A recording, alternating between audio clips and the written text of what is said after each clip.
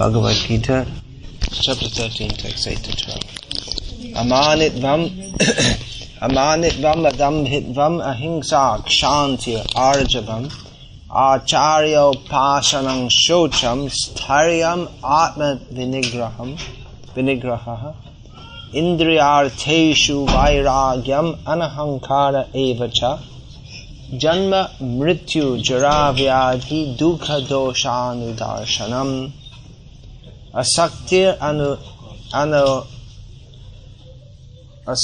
anabhishvangha putra dara grihadishu nityang cha samachittatvam ishtanishto papattishu mai chananya yogena bhaktir avyabhicharini vivikta desha sevitvam aratya jana sangsadi adhyatma jnana nityatvam tattva jnanartha darshanam etaj jnanam iti proktam ajnanam yad atonyata.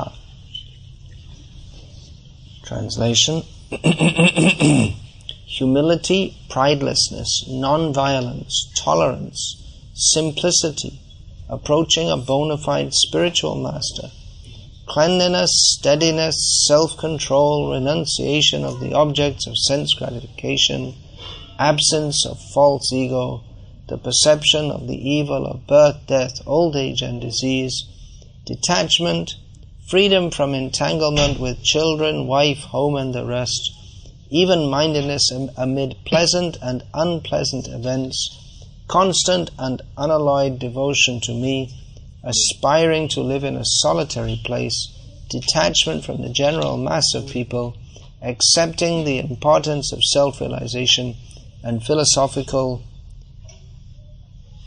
search for the absolute truth, all these I declare to be knowledge, and besides this, whatever there may be is ignorance. Now, this is a very long purport. I'm just going to read a section of it on which I want to concentrate.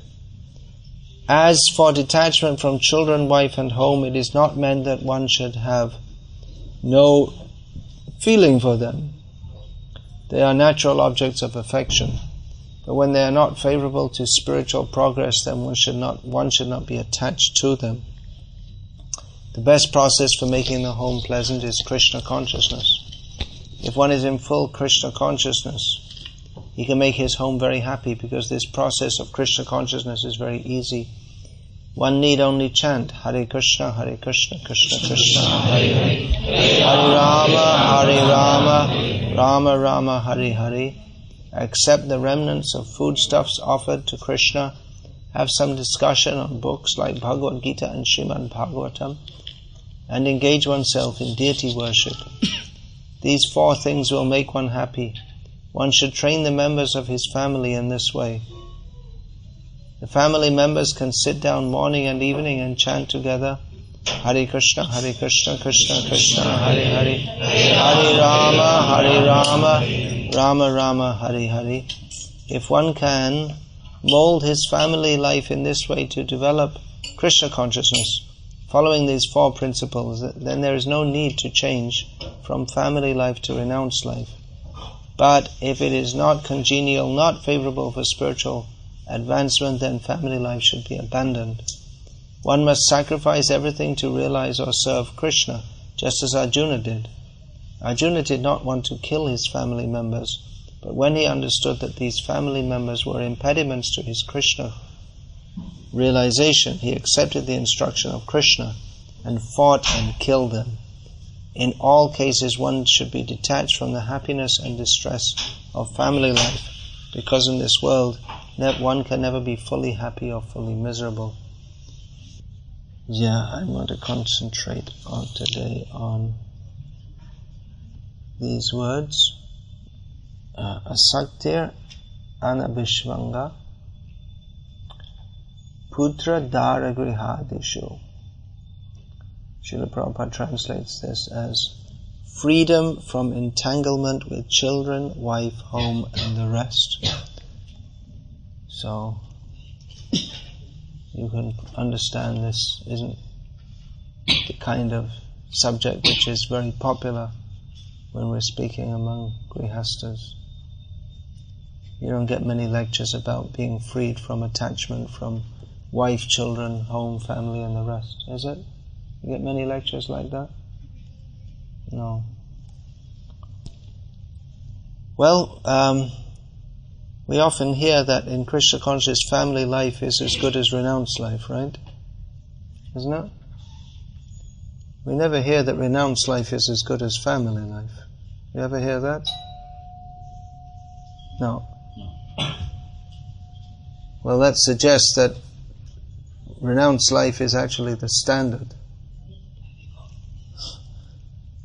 If we hear that family life in Krishna consciousness is as good as renounced life, but we don't hear that renounced life is as good as family life, then it suggests that actually the standard is renounced, and family life is said to be as good, but there's something intrinsically better. Here the word intrinsically better in renounced life. Here the word is asaktiya, non-attachment, not being attached to family, wife, and all these things. One should be attached to Krishna. That's the point. If in family life one can be attached to Krishna, then family life is as good as renounced life. And certainly the family life of Bhaktivinoda Thakur, for instance, is better than the renounced life of a Mayavadi who's not a devotee.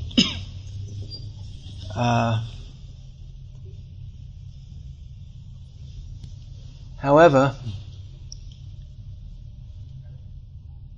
the standard of Bhaktivinoda Thakur is exceptional. And the general tendency in family life is to be attached in an imbalanced way. Here, Lord Krishna speaks of Adhyatma Jnana Nityatvam Tattva Jnana Artha Darshanam, which means to be searching for spiritual knowledge, to see everything through the eye of philosophical understanding. What does that mean? That means to see there is Krishna. This reality is Krishna. I am a servant of Krishna. Everyone is a servant of Krishna. Krishna is the center of everything. But in family life, the tendency is to think, I am the center, my family is the most important thing. We are cultivating Krishna consciousness, but we also think in terms of my family. Ato griha kshetra sutapta vitaya. This verse is there. There are so many verses in Bhagavatam and throughout Shastra which warn us of the dangers of being attached to family life. Pungsastriya mithuni bhavametam tayaraho hridaya granthi mahu ato griha kshetra sutapta vitaya janasya mohoya mahang mameti. Lord Rishabdev explains how illusion expands in this world. Illusion means thinking in terms of I, me and mine, instead of thinking in terms of Krishna.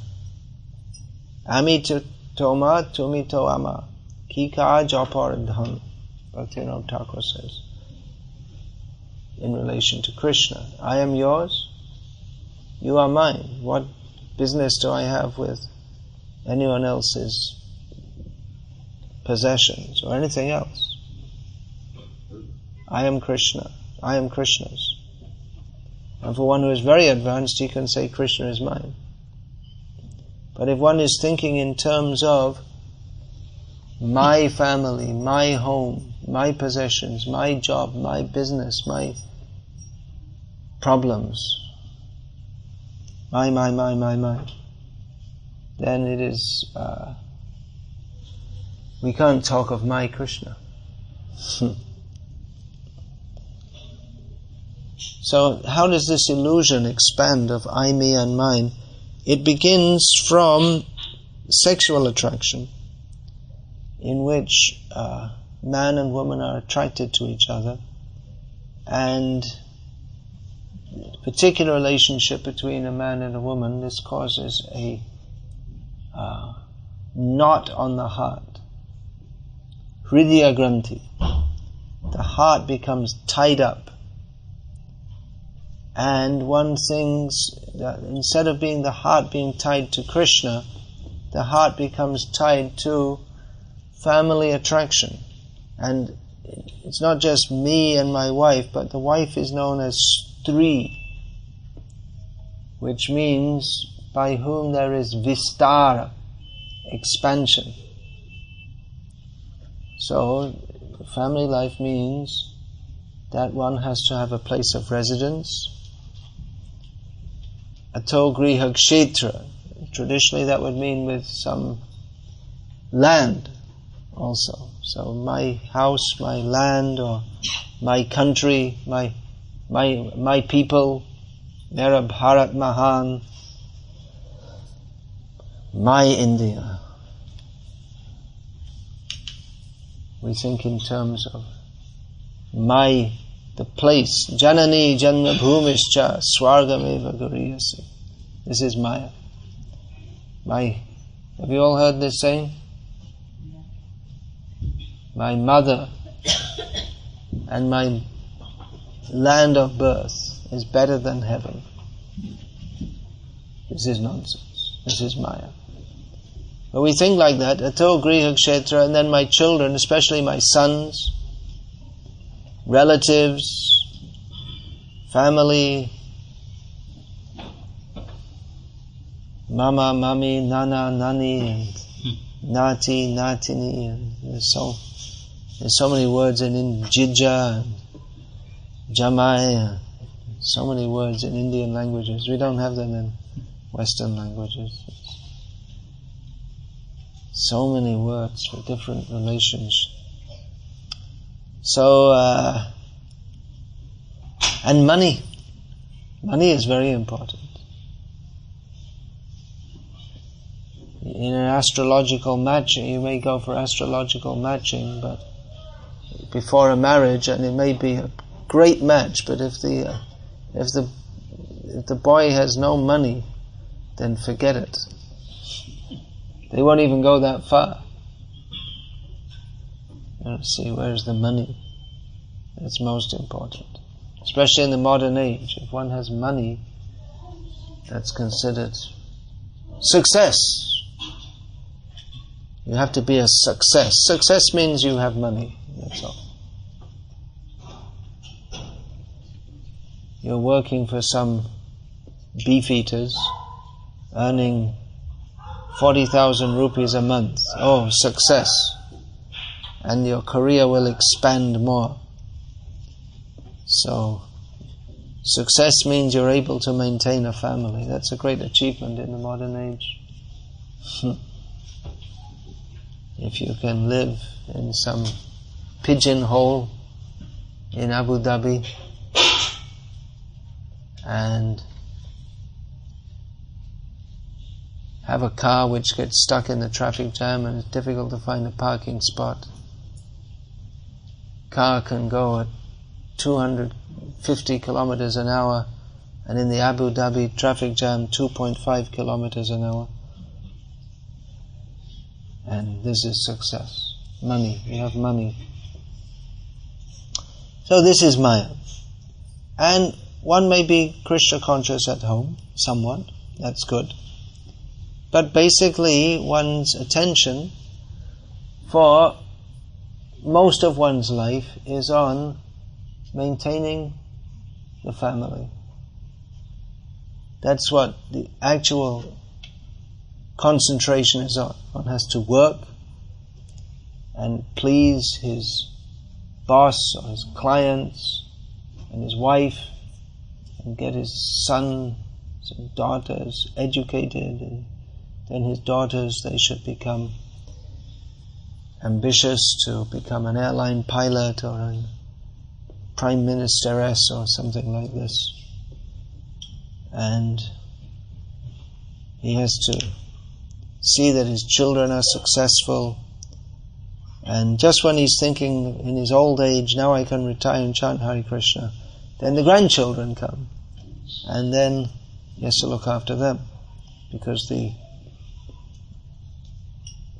son and the daughter-in-law, or the daughter and the son-in-law, they're at work, working hard like you worked hard, so there's no one to look after the children, so they want to have you to look after the children.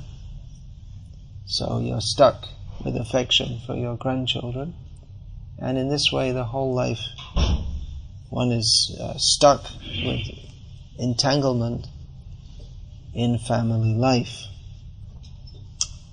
So it is a good idea to be Krishna conscious at home, and we encourage you and congratulate you on this. But at the same time, one should hear about becoming detached from family life, because if at the time of death one thinks of his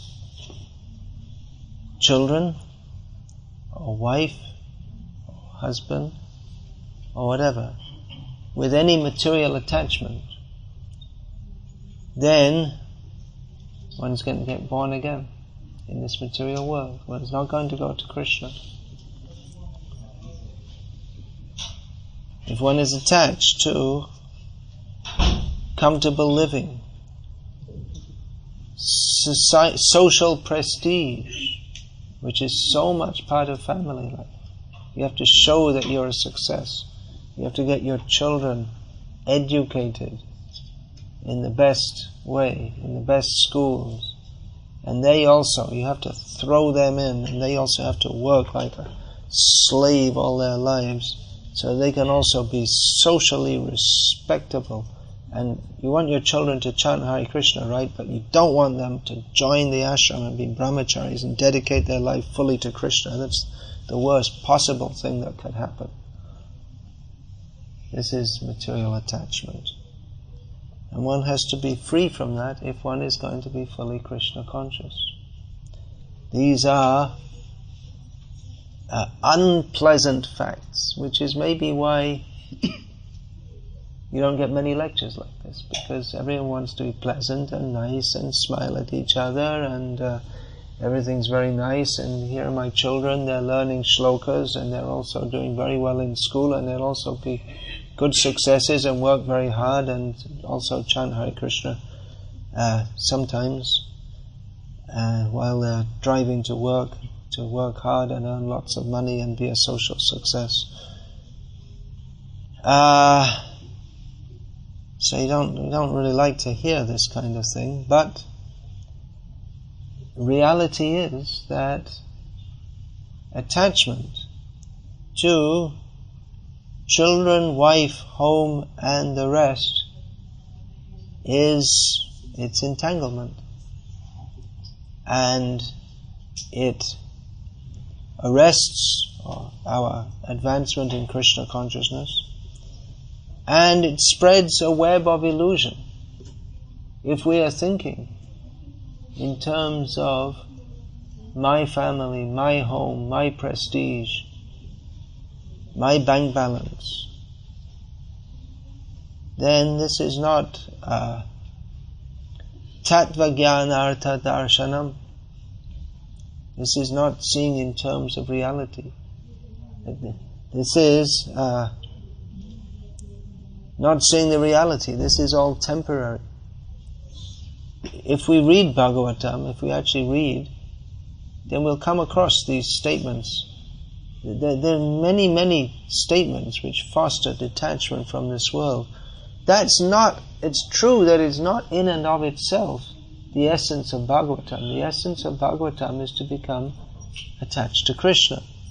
But at the same time, we find that there are many statements and long sections in the Bhagavatam, like the teachings of Jara Bharat, a long section which fosters detachment from this material world, because unless we are detached from this material world, then we can't have positive attachment to Krishna.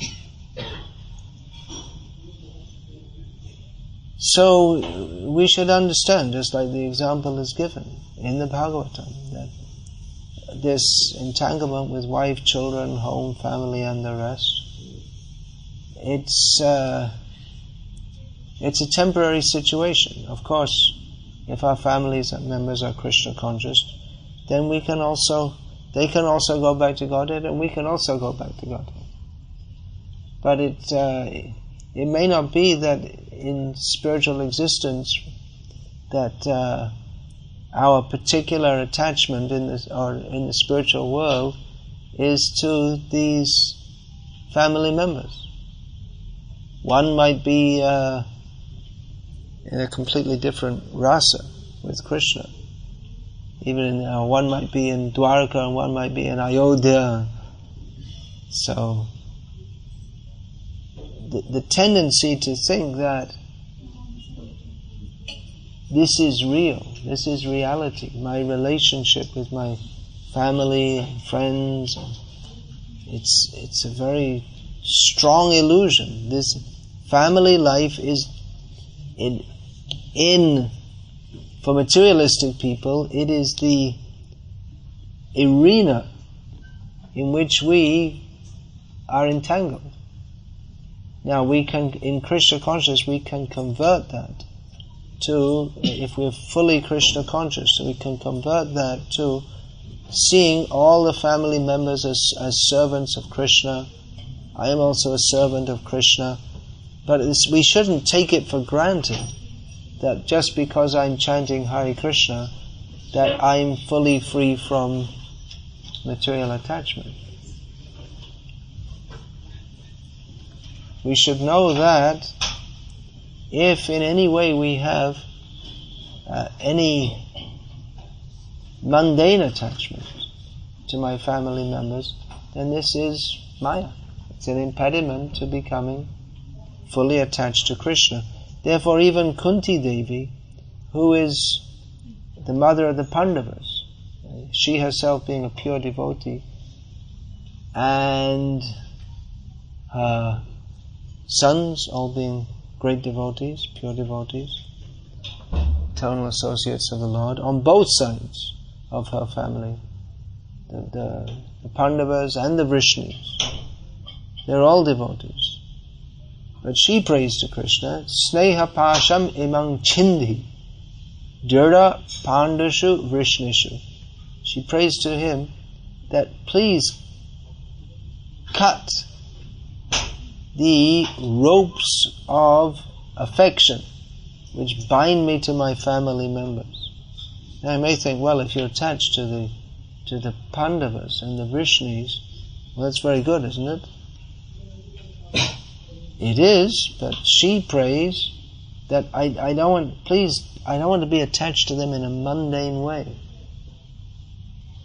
Even one may have a relationship with pure devotees, but that can be mundane also. Just like Bhaktivinoda Thakur, most of his family members saw him in a mundane way.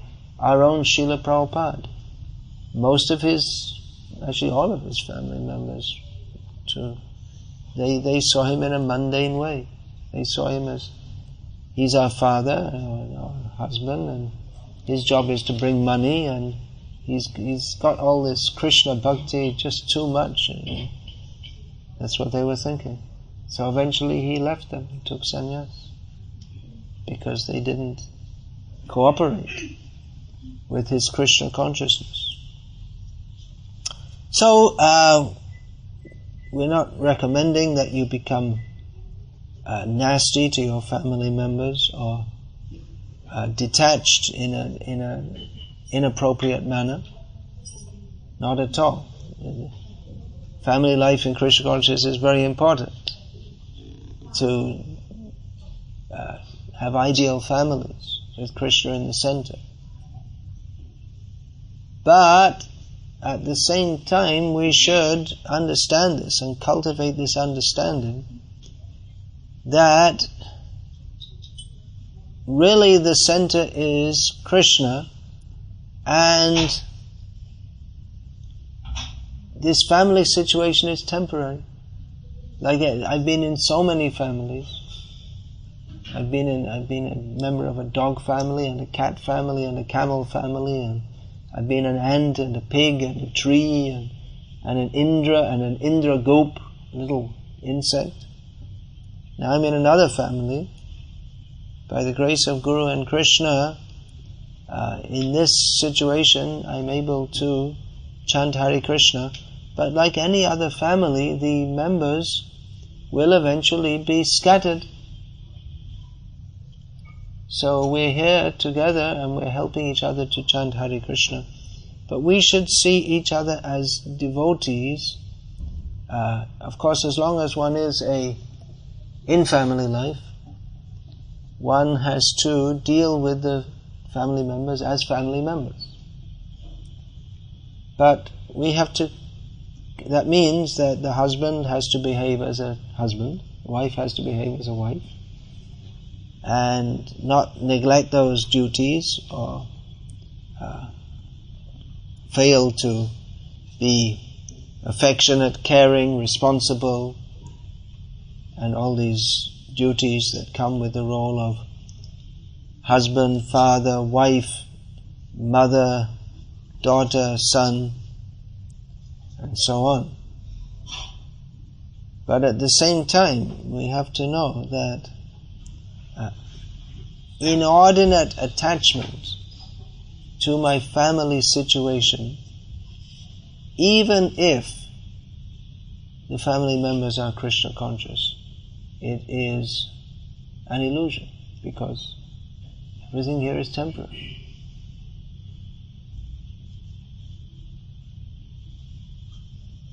And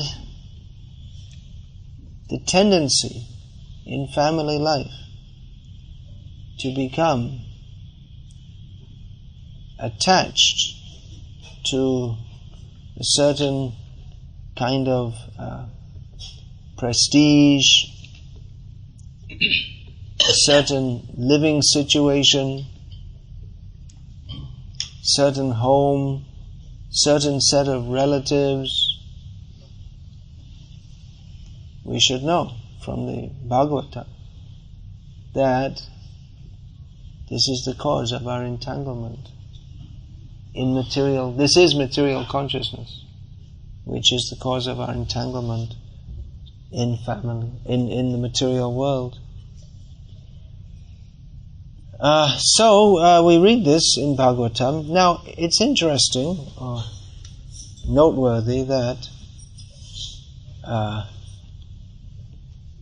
many devotees, they like to read Bhagavatam. Not many, not enough actually. But among those who do study the Shastra, which is right, and like to teach their children shlokas, they don't often like to teach them these kind of shlokas. That shows something. That they like to hear descriptions of Krishna's beauty and the glory of bhakti. So this is all very good.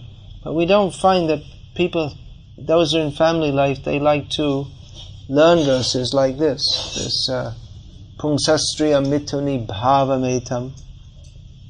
They don't like to teach their children verses like this, which the one I was just reciting. That attachment between, the attraction between male and female is the active principle that binds us in material life. That's a very important statement, isn't it? Isn't that a very important statement for understanding how we're here and what's the nature of bondage? But not many devotees like to learn this or even hear about it. Isn't it important for us to hear about it? Prabhupada quoted this verse many times. But somehow we like to edit it out of our consciousness. We like to hear all the nice things. But we need to hear that which will free us from material bondage. Otherwise we'll be sentimentalists. If we don't hear the message of Bhagavatam as our acharyas, have presented, as Shukadev Goswami has presented, as Vyasadeva has presented it. If we cut and paste, I like this bit, I don't like that bit, then that in itself is an imbalanced approach. You may think, well, this lecture is pretty imbalanced. What about all the good things about family life? All right, we've had plenty of lectures like that. You've probably heard plenty of lectures like that. That's why I thought it's good to speak on this subject, the other side of the story, which no one wants to hear. So I'll become unpopular, and they'll call me a fanatic. All right, okay. It's easy. You can just call me a fanatic, and in this way edit it out of your consciousness. You don't have to. But the fact is, nevertheless, that family entanglement is the cause of bondage in material life. That's why it's in the Bhagavatam. That's why Vyasadeva included it not in one verse. There are so many verses. Yan maitunadi grihamedhi sukhami tucha. This is another verse that Srila Prabhupada often quoted, not often quoted in ISKCON today. Yan maitunadi grihamedhi sukham hitucham kanduyanena karyo iva dukha dukam tripyanti neha kripana bahudukha bhaja kandutivan manasijang vishaheta dhira. Prahlad Maharaj said that the happiness of family life begins with sex, and it is very insignificant. Family happiness is very tucham. You all know this word, tucham. You all know that word? It means insignificant. It is like an itch. The desire to gratify the sexual urge is like an itch. You feel it's itching, you scratch it. But Prahlad Maharaj says that materialistic people, they don't know that by scratching you make the problem worse. So a self-controlled person tolerates the itching, just like if you have an itch and you scratch it, but I shouldn't scratch it. If I scratch it, it'll get worse. A little itch, okay, leave it. Scratch it, it'll get more itchy. Scratch it some more, it'll start bleeding. Scratch it some more, it'll become infected. Then we have a big problem. So these are the examples given in Shastra. From the very beginning of Bhagavatam, Shukadev Goswami, he condemned the position of materialistic householders. Apashyatang atmatatvam griheshu grihamedhinam yujayahri arte naktam vyavayena chavavayaha divacharthe shayurajan kutumba bharanenava. He condemned the position of materialistic householders whose nights go in sleeping on sex indulgence, and in the daytime simply maintaining their family members. He said this he said they're never concerned with understanding the science of the self. They are materially attached householders. He said this to Parikshit Maharaj. You may say, well, I don't have to listen to this. I'm a Krishna conscious householder. This doesn't apply to me. But Shukadev Goswami said this to Parikshit Maharaj, who is don't think that I'm insulting. You shouldn't think I'm insulting you by saying this, but I think we can accept it as a fact. Parikshit Maharaj was considerably more advanced than all of us. Now he's a great pure devotee. And Shukadev Goswami said this to him because the tendency is that as long as one is in material life or in family life, to be attached to it. And even great pure devotees, there may be not exactly material attachment, but some semblance of that. And for those of us who are not pure devotees, it's not just a semblance, but it's a reality. The attachment is going to be there. So, again, we shouldn't think that just, I'm Krishna conscious, so this doesn't apply to me. Well, that's true. It doesn't apply to us as much as we are Krishna conscious. If we are fully Krishna conscious, then it doesn't apply to us. But even Bhaktivinoda Thakur, who was undoubtedly fully Krishna conscious, for the sake of our advancement, he portrayed himself as being in his songs, just like the Gopinath song.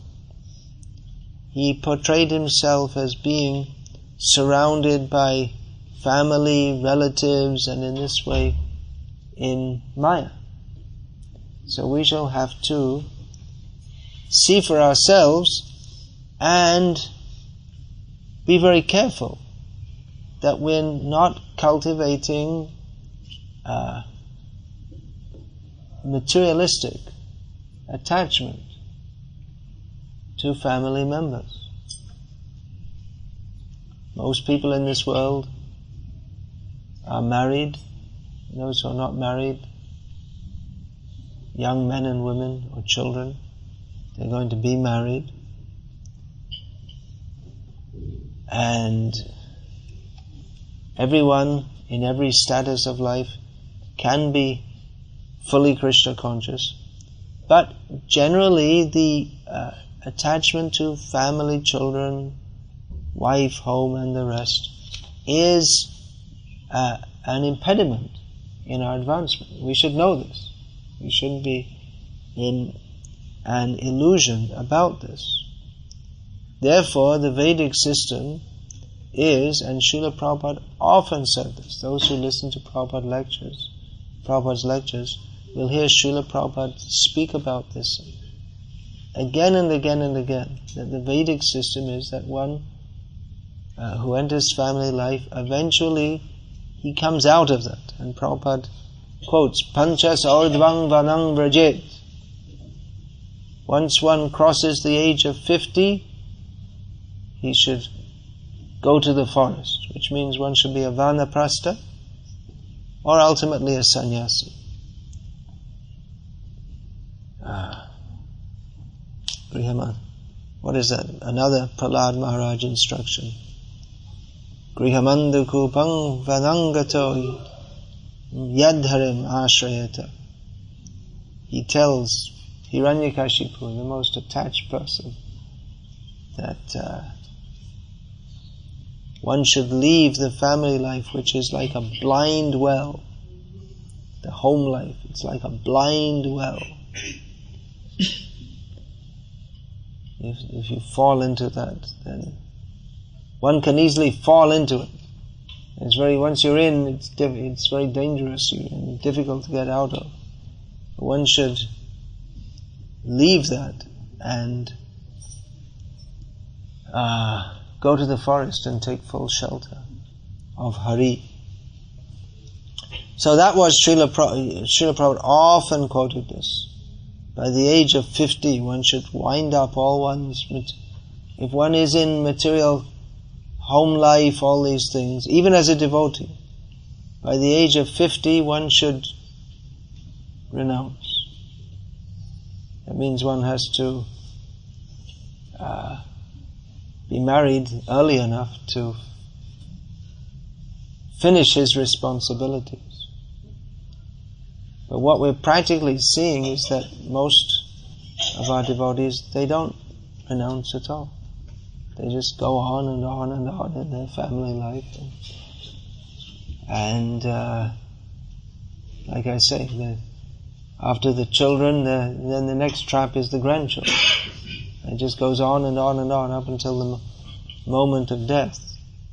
one remains attached. But Srila Prabhupada, he was on one hand very much encouraging, yes, be ideal devotees in family life. On the other hand, warning, don't be too attached to this situation, because it is temporary. It is not the ultimate reality.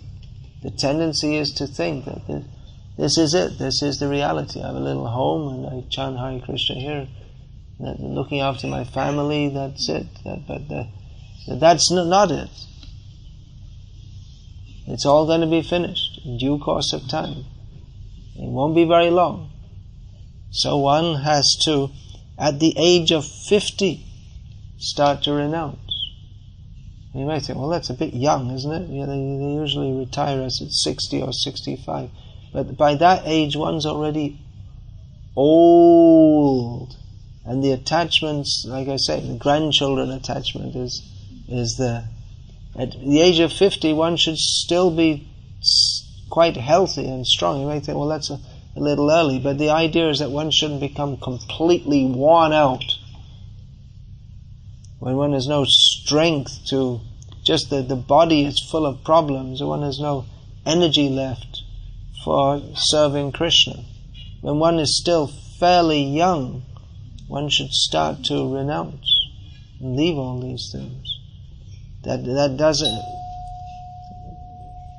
Vanang Vrajet, the idea is to become a Vanaprastha. So one can become a Vanaprastha either traveling with one's wife to holy places, or it means it's like a kind of half-married situation. One can retire from family life, from working and job and all these kind of things, and then become more involved in Krishna conscious activities, not necessarily fully taking sannyas, but not being fully entangled in career, family development and all these things. Start to become detached from all these things. Of course, in the modern world, they tie you up. Mortgage. And then you go on paying it.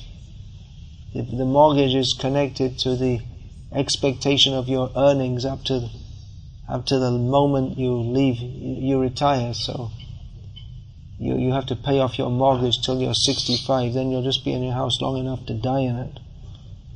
So what is life? Just working. You make a bunch of debts and you spend your whole life paying them off. Well, one should plan one's life in such a way. Of course, we don't know what's going to happen. We could die at any moment. We say that. We don't believe it, but we say that. Actually, it's a fact. But we should plan that we will plan that, well, if I do live the usual 70, as it said in the Bible, 70 years, then I should start to become detached from all this home situation, so that I can fully, at some point, I have to start becoming detached, so I can fully depend on Krishna. Youth is the time when some enjoyment is there. Okay, Krishna conscious grihastha, alright, you like to have nice home, nice saris for the wife, all this kind of thing. Alright, you do that. Do that for some time. But don't spend your whole life doing that. At some point, you should become detached. Live simply. Husband and wife.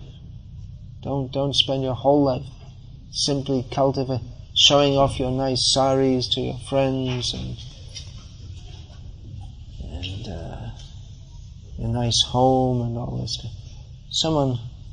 Someone said to me some time ago, I want to build a big house so that I can invite devotees and we can have programs. It's like, you don't have to have, I'm going to work hard and earn lots of money so I can have a big house to invite devotees. But you don't, it's indulging one's material desires. You can say, dovetailing it in Krishna consciousness, or using Krishna consciousness as an excuse. The main desire is to have a big house. And I can also use it to invite the devotees, and I can show the devotees, see, I got a big house. But the concentration is not how I can be Krishna conscious, but how I can have a big house. And I can also use it for serving the devotees. But I have to work hard, I have to think of money, and then I can have a big house. But the aim of life is not to have a big house, even if you can use it in the service of Krishna. We should think rather, how can I best serve Krishna? And if having a big house is the way, alright, but it won't be. It will never be. If by your fortune you happen to have a big house, you can use it in the service of Krishna. But we don't find anywhere in any shastra it said that one has to have a big house, then he can serve Krishna better. There's no such statement. If you have it, okay, use it for Krishna's service. But this cultivating of material, I should have a good job in a big position and then people will respect me, and then they'd also like to be Krishna conscious. This is a common one we hear. We should all be very well, all our grihastha devotees should earn lots of money and have good positions, and then when we preach, people will want to be devotees. Yeah, they'll also want to have big jobs and big positions, and we can also chant Hare Krishna, because they think, well, I can be a material success and chant Hare Krishna. So but the emphasis there again is on our material situation. But Krishna consciousness doesn't depend on any material situation. You can be poverty-stricken and be fully Krishna conscious. I may say, well, people won't want to be Krishna conscious if they see we're all poverty-stricken. Therefore, we should all have big jobs. But again, the emphasis comes on we should work hard and have a good position in society, because to have that so-called, what they call a good job, that means you're in the prison of corporate life. You have gold chains. That's all. Instead of being tied up with iron chains, you're tied up with gold chains. That's all. Instead of being fed just rough rice in the prison, you're fed some little bit nicer rice, but you're still in the prison. So, to get that big job and big position and maintain it, you have to work at least as hard as all the materialistic people around you. And then how are you going to where's the time going to be properly Krishna conscious? You need time to be properly Krishna conscious. You need time to chant Hare Krishna. You need time to study the Bhagavatam. You need time for all these activities, and you have to be able to concentrate on that. But if you're always concentrating on career, job, money, prestige, position, you may say, well, people, they won't necessarily listen to what you say if you have these things. They might do, but materialistic people might listen to you. And then then they can also become materialistic devotees with a big job and a big position and chant Hare Krishna, but don't really have much time for it. So the really attractive force in preaching Krishna consciousness is if the person is Krishna conscious. And increasing the number of materially attached, pious people who are mumbling Hare Krishna while they are rushing off to work in the name of chanting their rounds, well, that's not really what Shukadeva Goswami was talking about. So, these are harsh words, no doubt, which is why no one likes to talk of them. If you talk all these things, then you won't be very popular and people won't like to listen, and everyone wants to be popular. But the fact is, as Shukadeva Goswami says, as Vyasadeva says, as Rishabdev says, as Jarbharat says, as Prabhupada has said again and again and again, that material attachment binds us in this material world, and the center of material attachment is putra dara grihadeshu. And unless one is a completely pure devotee of Krishna, then these entanglements are going to hold back our spiritual advancement. Now the art in Krishna conscious family life is to mold the family life so that it is centered on Krishna. That's true. That should be done. That's very good. But as I'm repeatedly saying, because it seems to be a misconception, it is not just that by chanting Hare Krishna, having pictures of Krishna in your home, and being initiated and all in Krishna consciousness, that one is automatically on the spiritual platform. The attachments are there. One tends to see one's wife and children in a materially attached way, or one's husband, or whatever. For the women, the husband. So one has to cultivate this sense also of being a responsible grihasta, bring his family along in Krishna consciousness, and also understanding that I have no ultimate relationship with my family members more than with any other jiva in existence. There are billions of jivas in existence. Somehow or other I've been put together with these ones. I have a relationship with every jiva in relationship to Krishna, but ultimately I have no more relationship with the jiva who happens to be my husband or wife or children than I have with any other jiva anywhere else in the material or spiritual world. This understanding should be cultivated.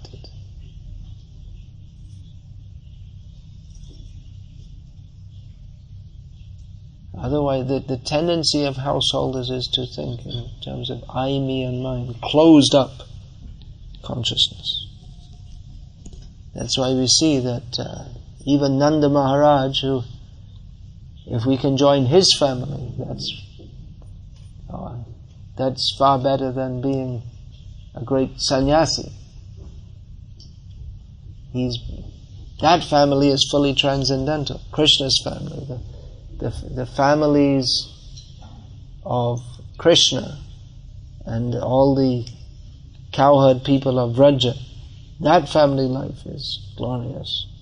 But Nanda Maharaj, seeing himself as a attached householder, referred to him to Grihinam Dina Chetasam. He said that generally family people, they're of very low consciousness.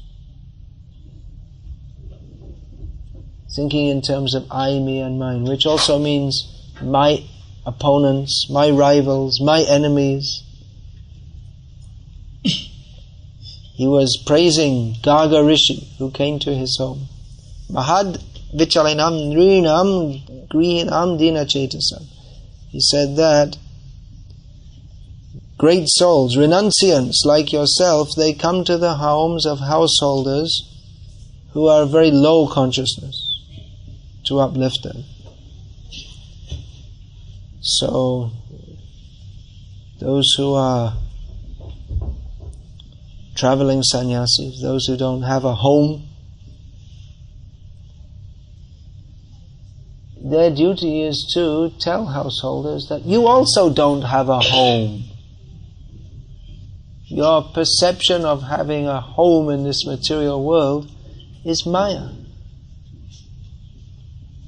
Your cultivation of the consciousness that this is my home, this is Maya. We don't belong in this material world. Therefore it's very useful for spiritual advancement not to have a home. But householders have to have a home. Therefore householders should renounce their homes. They should see that I should not remain in this family situation up until the last gasp of my breath. I should plan to renounce, to come out of this. Otherwise, you will become, alright, you may come back in the same building and chant Hare Krishna, but it's not the same as going back to Godhead. Of course, one can have a home in the Dham. One may live in the holy Dham. But even then, one has to cultivate spiritual consciousness. It's not that simply by living in a holy Dham, one is automatically Krishna conscious. You're chanting Hare Krishna, you got fed up of what I'm saying too much. Generally we don't chant rounds during a lecture because you can't hear both. If you want to chant, please go outside because you can't hear properly. Either your rounds or the lecture. You have to listen to one or the other. So you can be living in the Dham and not be Krishna conscious. Kamsa was living in Mathura Dham. Of course he was Krishna conscious in one way, but not in a very good way. What about the husbands of the Brahmanas, who were the husbands of the Yagya Patnis? They were living in the Dham, in Mathura Dham. But even when Krishna came to them personally and said, "Could you feed me?" Can you imagine that? So many devotees are offering food to Krishna. And Krishna personally comes and says, "Can you feed me?" And here they are, these Brahmanas living in Mathura said, "Forget it, no." Who the hell do you think you are? So they were living in Mathura, but they weren't Krishna. They were cultivating consciousness of, I am a Brahmana, this is my status, this is my home. They were in material consciousness. So much so that even when Krishna himself personally came and asked them to serve him, they refused to do so. Because they're in material consciousness. And we see that even in the present day. Many people, they live in a dham, but they're more concerned with property matters, business, and then they'll have some rivalry with some other people who they're rivals in business. So, are they actually living in the dham?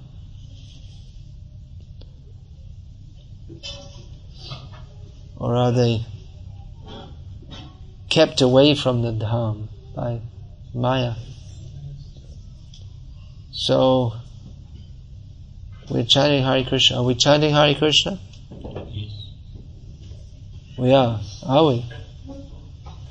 Oh, if we're chanting and we're thinking about my work, I have to overcome this rival in the office, and I have to get a promotion and get more money.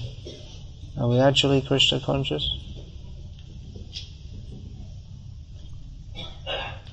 These things should be considered. And we should hear this regularly, as Shukadeva in the Bhagavatam spoke on these points regularly.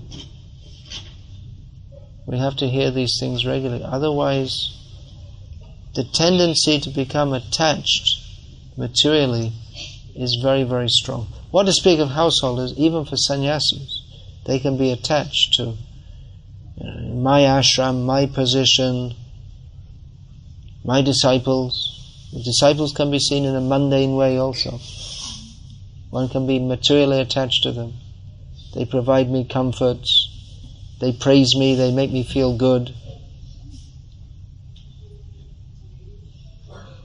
They call me a Paramahamsa. So one can be materially attached. If a sannyasi just praises his disciples and they praise him, then where's the instruction? Where's the uplifting? So it's not only in family life one can be in Maya, one can be a sannyasi and also be in Maya, but the tendency in family life is very strong because one is surrounded by the paraphernalia which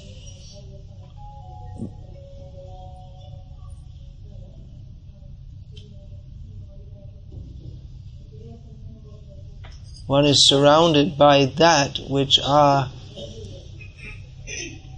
the means by which Maya entangles everyone in this world, namely home, wife, children, money, relatives. So unless one is actually very firmly fixed in Krishna consciousness, then the tendency to be influenced by Maya into thinking that in a materialistic way, into perceiving the members of the family and the paraphernalia of family life as objects of my enjoyment or my comfortable living. That tendency will entangle us in material life. So we need to regularly hear this. So at least once in your life you might hear it. Actually, if you listen to Srila Prabhupada's lectures, you'll hear it many times. And if you read Srila Prabhupada's books, you'll read it again and again. But it seems to me that many devotees, they read Prabhupada's books kind of selectively or with a filter. It's like this doesn't really apply to me. Or they kind of, alright, that's there, but okay, let's get on to the nectar. That's all this stuff about entanglement in material life. Let's just skip over that and get to the nectar. Like I say, devotees who learn shlokas or teach their children shlokas, they don't teach them these shlokas. Why is that? Selective study of the Bhagavatam. And like I say, you don't hear many lectures like that, so you may think, well, it's not very important. But Shukadeva Goswami thought it was important. And his opinion is important. And actually the fact is that the tendency toward material entanglement is there. So we should consider these points regularly. And while performing our family duty, which it seems most people that the family situation is one that they're going to be in or is most suitable for them, or somehow or other they're in it. So we encourage you, yes, be good Krishna conscious grihastas. Be happy, chant Hare Krishna at home. We encourage that, yes. But see this side also. Otherwise your Krishna consciousness will not properly develop. It will be sentimentally tinged. Material life is very nasty.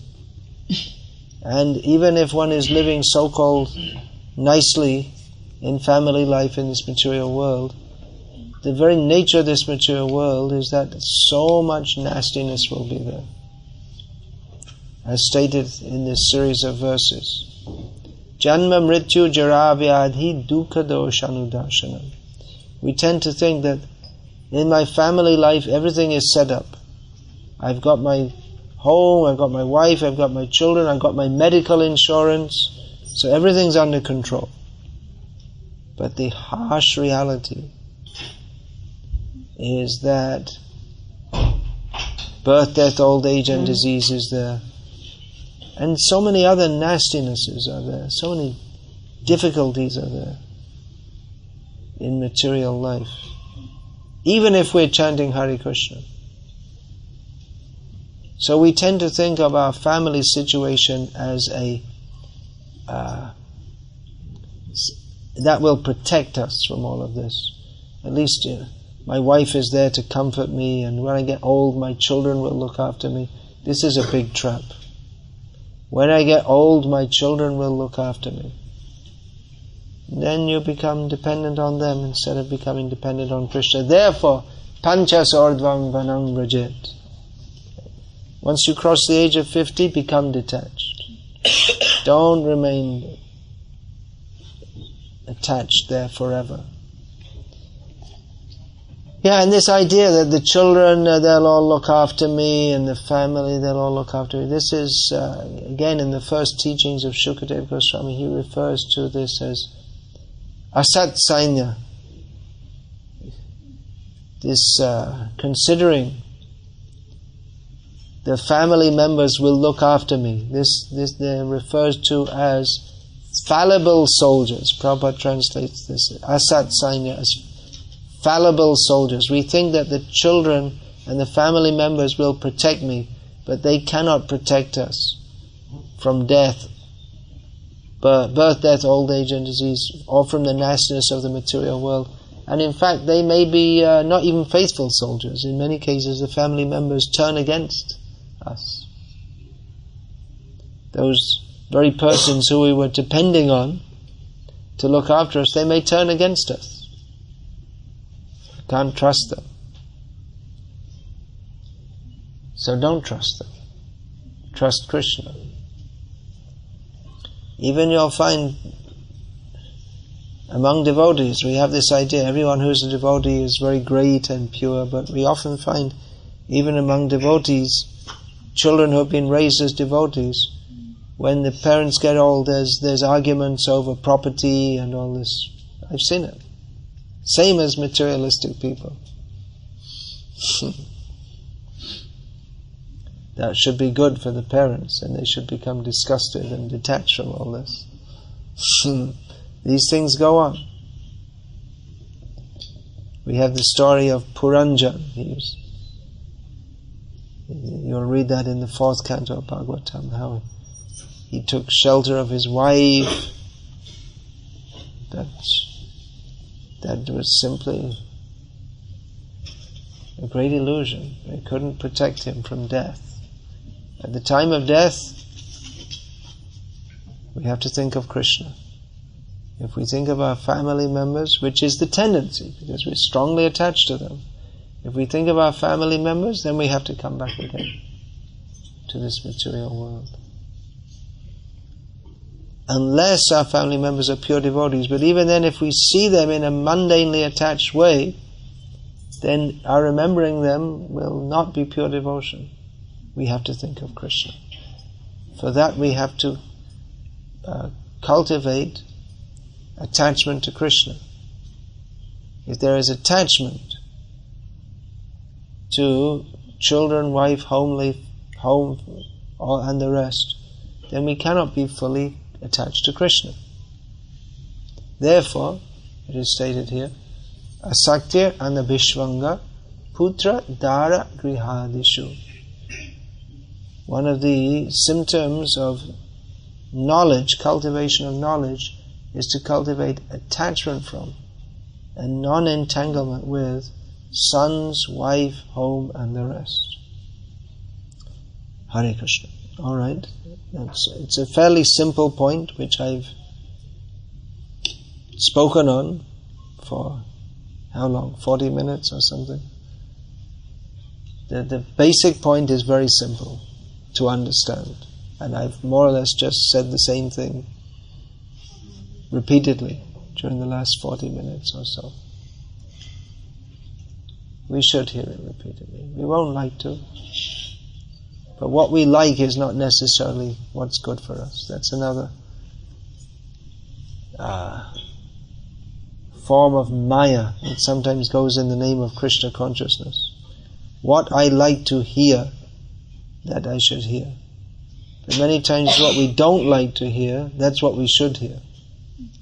And therefore it's the duty of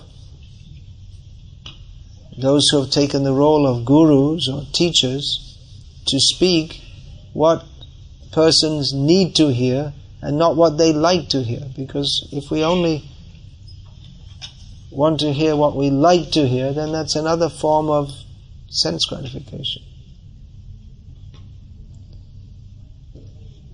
So, is there any question or comment about this, please?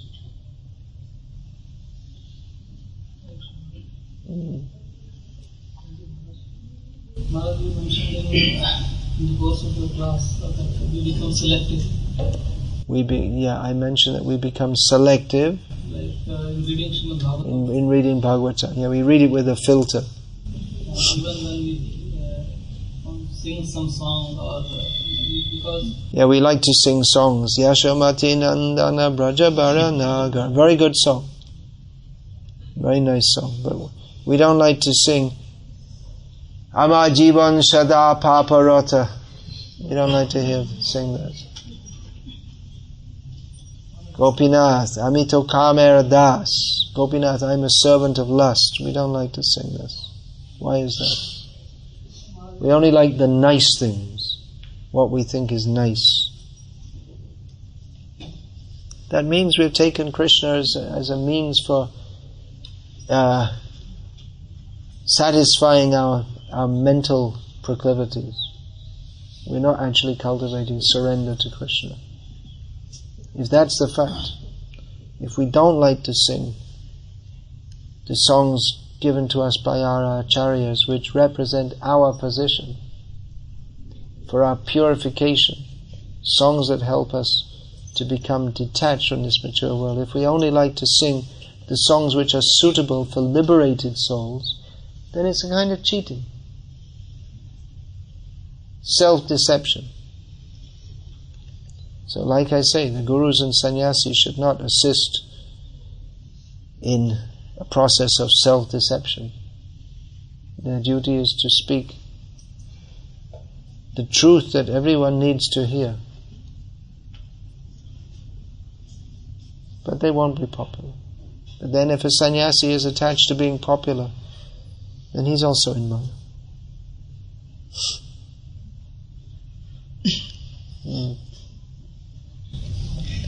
Sometimes we sing this kind of song also only because of the tune we like. You sing the song because you like the tune. Victim of even singing in humility songs or even in hearing lecture, as you said, we become very, very selective.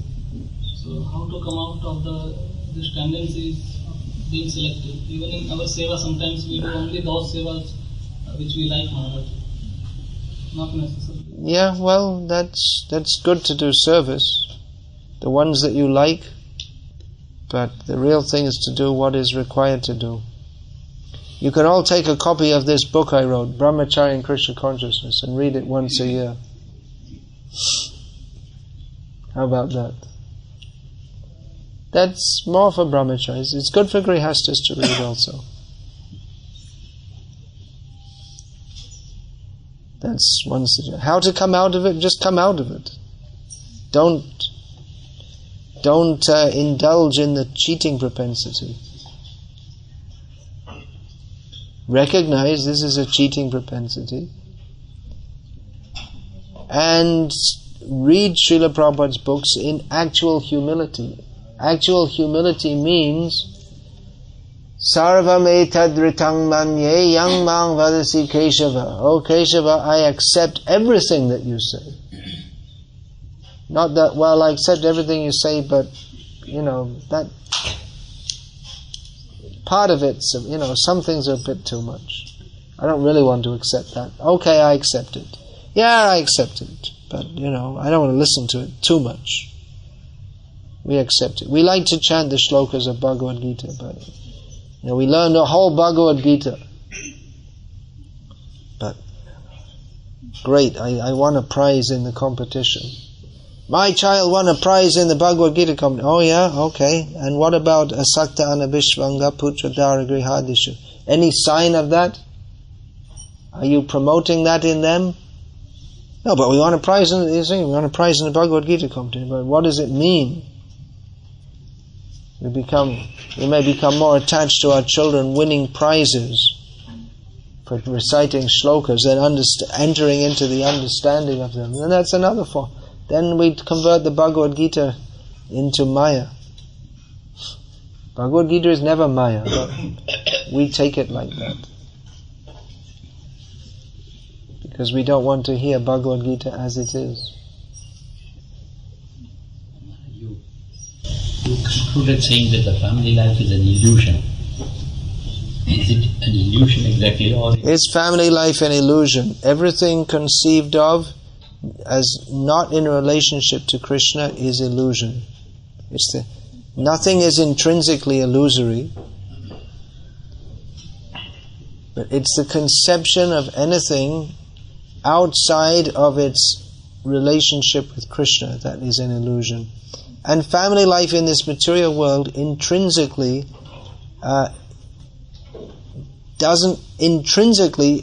it doesn't have a relationship with Krishna. It's formed on the basis of the material body. But in the beginning it says the Prakriti is only temporary, but it is not illusion. Prakriti is temporary but is not illusion, yes? So how does that nullify what I said? That's what I said, that it's anything conceived of outside of its relationship with Krishna. So you didn't even hear what I said.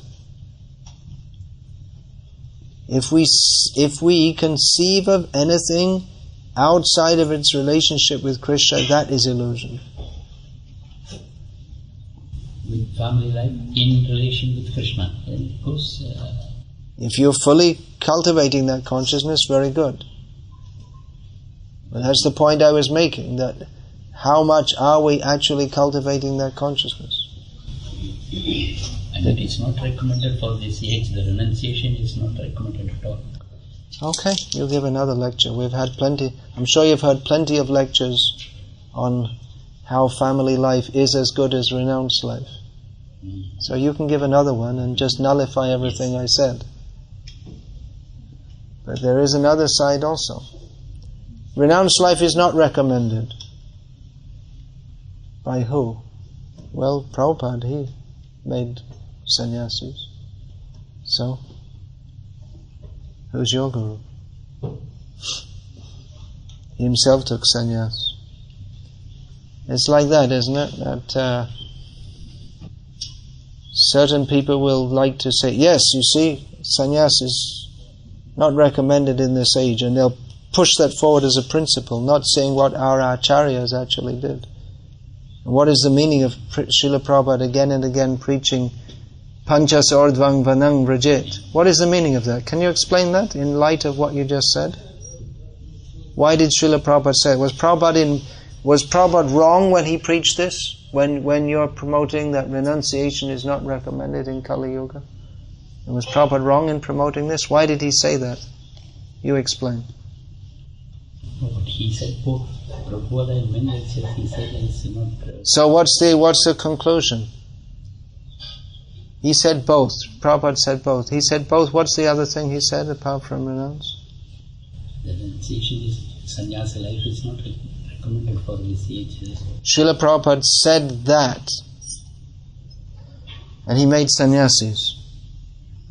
He quoted Chaitanya Mahaprabhu that one of the 5 things not allowed in Kali Yuga is sannyas.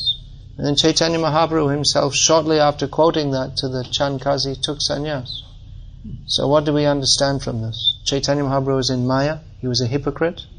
What do you understand from this?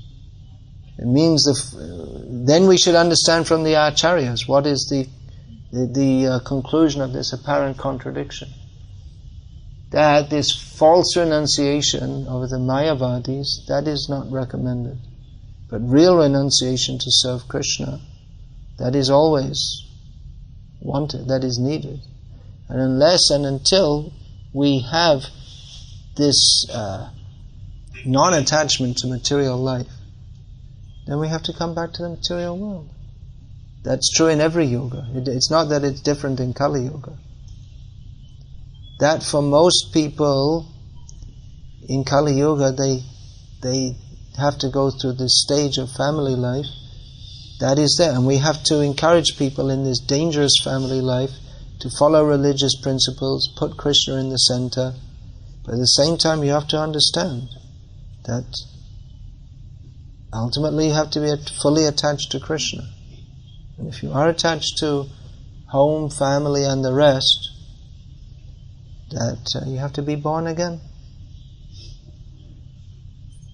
So, remaining in family life is not the principle. And renouncing family life is also not the principle. The principle is to be attached to Krishna.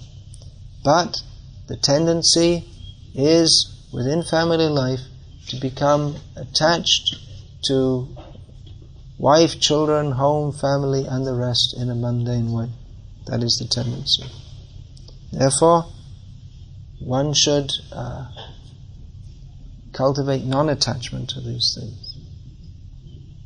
The actual principle is how to be attached to Krishna and not attached to anything else. It means we should be attached to Krishna and His devotees. Our family members can also be His devotees. That's also there. Conclusion, then I hear from this lecture what my knowledge gets got from you. Is it right or not? Can you explain? While you are in Krishna consciousness, you have to detach the family life. When you are not detached the family life, family will detach you. That time Krishna will be away from you. Is that right? I'm sorry, I couldn't understand what you said. While you are Could someone explain that in more clear English? No, when the time comes after everybody leaves you, that time He will not help you with it. I still don't understand what's being said. When we are in Krishna consciousness, Prabhupada told we have to detach from our family life after 50. Yeah. Prabhupada said means he would always quote this from Shastra. It wasn't just Prabhupada's own idea. We have to, if we are not detached the family life, family will detach us when we are after 60. That time, I can't understand what's being said. I still don't understand. That old age time, if we are not detached, family members will detach us. What does that mean? Family member won't be They will leave us. They won't help you. They will be away from us. Oh, yeah, possibly they will... They will detach us. That time Krishna will be away from us. What do you mean? I can't That time understand. Krishna won't help. Is it right? His point is that if I am not Krishna conscious before and I am attached to family, at the end both will not be there. Krishna will not be there and family. You'll lose both sides. That's your point. Yeah? Maybe.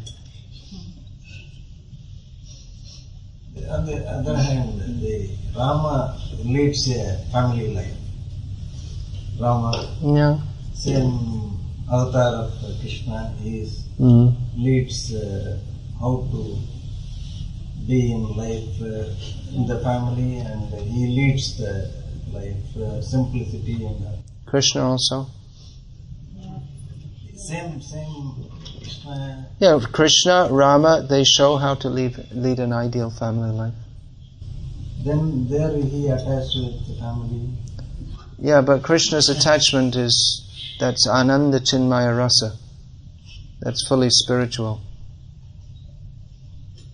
Our attachment is not fully spiritual. Krishna's family members are His eternal associates. Our family members are not eternal associates. Neither are we Bhagavan, and nor are they our Shaktis. Nor is the situation we are in with them eternal. And that is the illusion. We tend to think of this as reality. That is the illusion. We tend to think that I, me and mine, me, my home, my family, this is reality. That is the illusion. For Krishna, it's reality. His family life is reality. Krishna is not in an illusion, because He is the supreme enjoyer. But we are not the supreme enjoyers. We are the supreme sufferers. As long as we forget Krishna, we are simply suffering in this material world. Out of illusion, we accept family life as a means for enjoyment. Alright, so we'll finish there. Hare Krishna, thank you for listening. All glories to Srila Prabhupada.